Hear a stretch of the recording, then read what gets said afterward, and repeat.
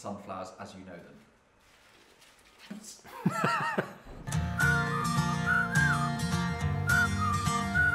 So this week's arrangement is called the House of Lannister, after the House of Lannister crest in the Game of Thrones. If you haven't seen it, we've got the yellow of the lion here and the orangey crimson of the shield.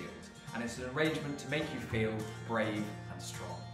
We've got a few lovely new stems to introduce you to this week. The first being Crocosmia, whose name comes from Crocos Mia, meaning saffron smell, and indeed it does have a slight scent of saffron, and it also represents deepest love and emotion. We have this fabulous variety of LA Lily, which is the first time we're ever using it, called Viva La Vida, and it bursts open into this amazing orangey red colour that I'm very excited about. Next we have this beautiful foliage called Eucalyptus subcrenulata, which has been grown for us in Ireland. It's time to arrange, but first of all, remember these all-important tips. We're going to begin with our sunflowers arranged evenly around the edge of the vase.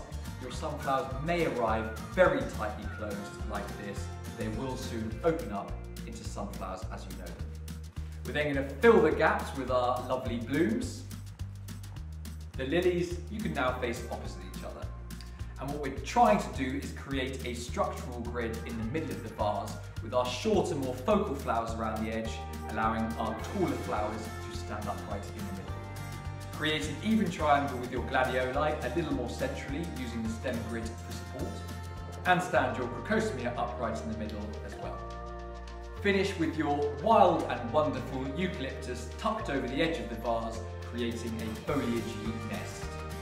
What a beautiful arrangement, fit for a warrior. It will go from looking more like this to looking a little more like this when your gladioli burst open and your sunflowers are fully opened up as well. Now I'm going to show you what to do with last week's arrangement, trimming it down into this, our optic vase. All you need to do is trim about a quarter off the end of every stem and then follow my arranging tips from last week. When doing the gladioli, make sure to remove any of the lower flower heads which will allow the top flowers to open. These will look beautiful dotted around your dining room table.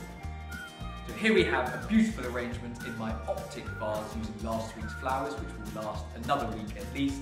And then here we have a few gladioli flower heads beautifully decorating my table.